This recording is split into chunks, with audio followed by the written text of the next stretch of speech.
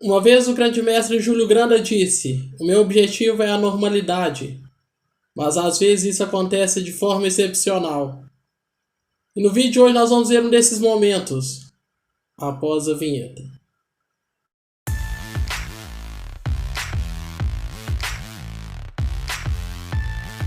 Olá a todos, eu sou o mestre nacional Wesley Silva. Nós vamos continuar com nossa playlist das 110 jogadas mais fantásticas da história do xadrez. Estamos agora na nossa jogada fantástica número 20, com as brancas, o grande mestre peruano Júlio Granda, autor da nossa frase do vídeo de hoje.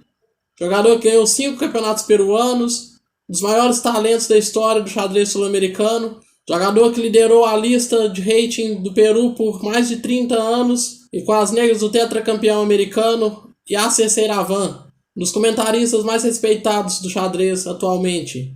Uma curiosidade sobre ele é que ele nasceu em Damasco, na Síria, e viveu muito tempo também na Inglaterra, mas é naturalizado norte-americano. E ele também escreveu inúmeros livros para jogadores iniciantes.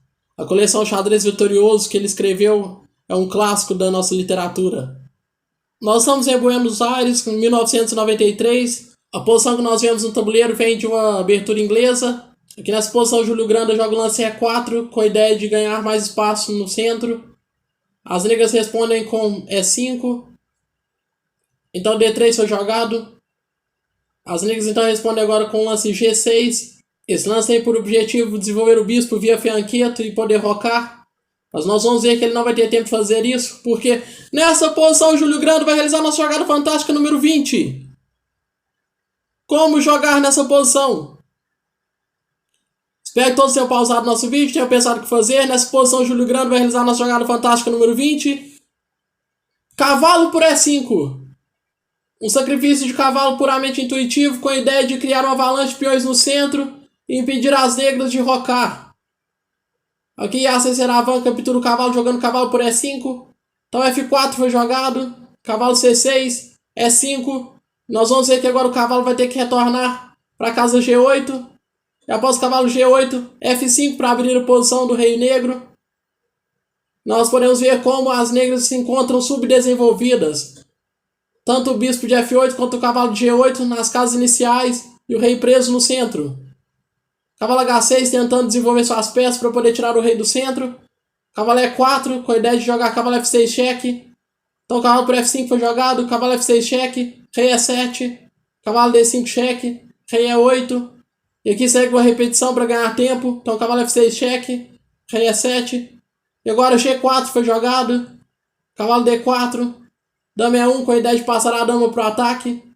Dama B8, cavalo D5 cheque, rei D8, bispo G5 cheque, rei C8, torre por F7. E nós vemos que a posição do rei negro se encontra muito exposta.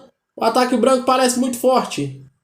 Então cavalo E6 foi jogado, bispo F6 atacando a torre. Cavalo D8 contra-atacando a torre de F7. Então torre E7 foi jogado. Torre G8, torre E8, agora a torre ocupando a oitava fileira, criando temas de ataque. Bispo C6, bispo por D8 foi jogado, cavalo por D8, cavalo F6 atacando a torre, torre H8 foi jogado, bispo por C6, D por C6, dama E4. Nós vamos ver que a dama agora vai passar para o ataque, vai entrar na posição do rei negro. Dama C7, E6 avançando o peão passado, bispo G7 foi jogado, E7, então torre por E8 foi jogado, cavalo por E8 atacando a dama e atacando o bispo. Bispo D4 cheque, rei H1, dama D7, cavalo D6 cheque foi jogado. E agora nós vamos ver que as negras vão ficar completamente perdidas, porque as brancas vão ter uma segunda dama. Após dama por D6, E8 igual a dama. E agora as brancas têm duas damas no tabuleiro. E Yasser Seiravan vai perder essa partida em mais alguns lances. O ataque de Júlio Granda nessa partida foi imparável. Agora nós vamos para a nossa jogada fantástica número 19, com as brancas, o mestre FIDE alemão Thomas Espig, jogador que infelizmente nós temos muitos dados a respeito dele, e com as negras, o jogador que nós já vimos aqui no canal, o alemão Gunther Moring. E nós estamos em Leipzig no ano 1973. A posição que nós vemos no tabuleiro vem de um gambito escocês. Nessa posição as negras jogam o lance bispo A6 atacando a torre, torre E1 foi jogado, dama F6, então E5 atacando a dama, dama F5 foi jogado, cavalo G5 atacando o ponto F7, Aqui as negras jogam o lance C por B2.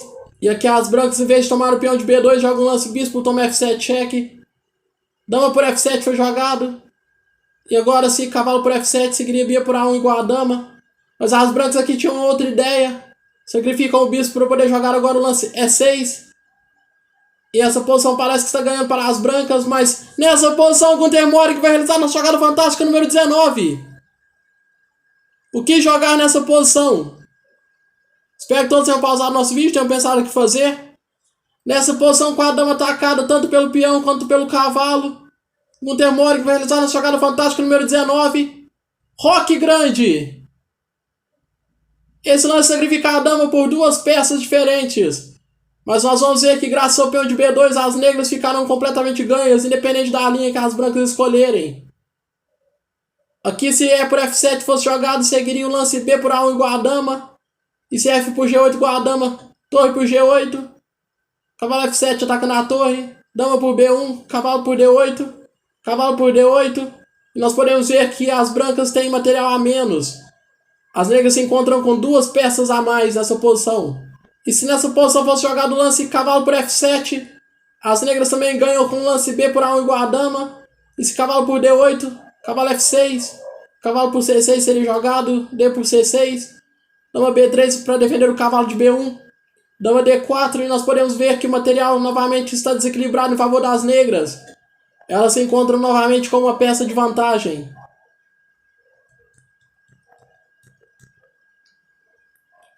Por isso que após o grande roque, as brancas jogaram o lance bispo por B2. Dama F5 foi jogado. E nós podemos ver que as negras saíram de todas as complicações e já tem uma peça de vantagem. As brancas aqui tentam recuperar o material com o cavalo F7. D por E6 foi jogado. Cavalo por D8. Cavalo por D8. Cavalo D2. Cavalo F6 foi jogado. Torre C1. Bispo B7. Bispo E5.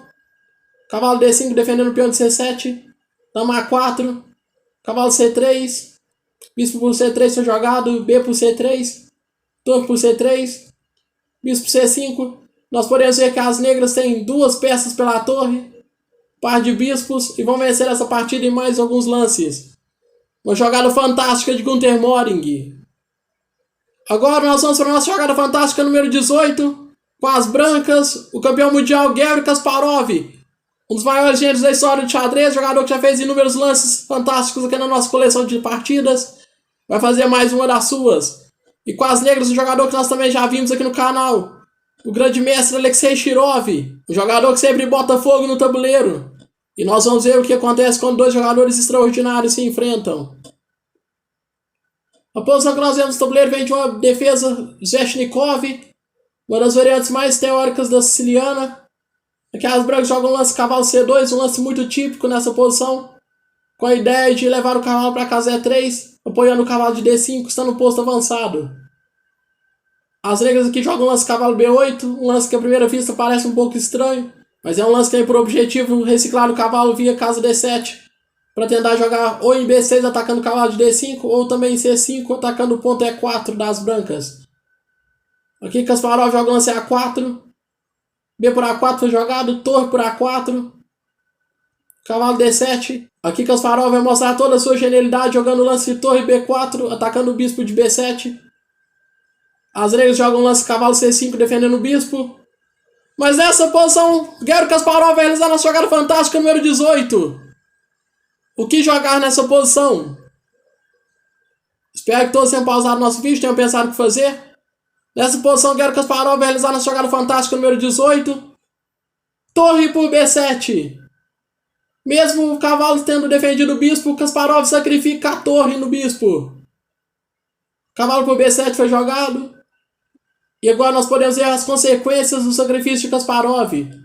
Com o sacrifício da torre em B7, agora as brancas ganham o controle absoluto da casa D5. O bispo de F1 também agora vira uma peça muito forte, porque não tem opositor do lado das negras. E nós podemos imaginar que no melhor do cenário, se trocasse todas as peças, sobraria a torre contra o bispo de F1, que se instalaria na casa D5. E esse bispo seria tão valioso quanto a torre. Então uma ideia extremamente profunda e também um conhecimento maravilhoso por parte de Garry Kasparov dos temas posicionais de uma partida de xadrez. Então B4 foi jogado para impedir que o cavalo se instale na casa C5.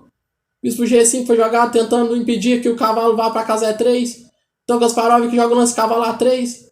Roque, cavalo C4. Agora o cavalo se instala nas casas brancas que ficaram fracas após o bispo de B7 ter sido eliminado do tabuleiro. A5 foi jogado, bispo D3, A por B4, C por B4, dama B8, H4 atacando o bispo. Nós vamos ver que Kasparov aqui também vai realizar um ataque na ala do rei. Então bispo H6 foi jogado, cavalo de C, B6 atacando a torre, torre A2, roque, torre D2 atacando o bispo e atacando a dama, dama F3 foi jogado, dama A7, cavalo D7 foi jogado atacando a torre de F8. Aqui Alexei Shirov vai sacrificar a qualidade, vai devolver material para tentar sobreviver nessa posição. Mas nós vamos ver que Kasparov vai ser implacável. Então aqui ele joga o lance cavalo D8, cavalo por F8 foi jogado, rei por F8, B5 avançando o peão passado. E aqui as negras jogam o lance dama A3, atacando o bispo. E aqui eu imagino que ele esperava algum lance como torre D1 ou bispo E2, onde ele não estaria tão mal. Mas Kasparov aqui vai mostrar toda a sua genialidade jogando o lance dama F5. E agora não pode tomar o bispo, nem com a torre, nem com a dama, porque dama D7 seria um ataque muito forte. Então rei E8 foi jogado, bispo C4 tirando o bispo do ataque da torre, torre C2 atacando o bispo. E aqui mais uma vez Garry Kasparov vai ignorar o ataque sobre o bispo jogando o lance dama por H7. E agora tanto o bispo como o cavalo e a dama estão no ataque. Então não tem muito o que fazer, a não ser jogar o lance torre por C4. Então dama G8 cheque foi jogado, rei D7, cavalo B6 duplo, rei E7, cavalo por C4. E aqui Garry Kasparov ganha material. Então dama C5 atacando o cavalo. E mais uma vez Kasparov ignora o ataque de Shirov, joga o lance torre A1. Tomar o cavalo não é possível porque torre A7 seria jogado com ataque decisivo. Então agora as negras jogam o lance dama D4. Torre A3 foi jogado, não pode tomar o cavalo novamente por causa de torre A7. Então bispo C1 atacando a torre foi jogado. Kasparov ignora mais uma vez o ataque de Shirov, joga o lance cavalo E3. E as negras abandonam a partida. Não pode jogar bispo por A3 porque cavalo F5 cheque ganharia a dama. E essa é uma posição técnica onde Kasparov ganharia com extrema facilidade. Por isso Shirov abandona a partida. E Kasparov diz que essa foi uma das melhores partidas que ele já jogou na vida. Nós não podemos fazer outra coisa a não ser concordar com o ogro de Baku. Espero que todos tenham gostado do nosso vídeo. Se inscrevam aqui no canal, deixem seu like, ative o sininho das notificações para que vocês não percam nenhuma das próximas jogadas fantásticas da história do xadrez. Até o nosso próximo vídeo.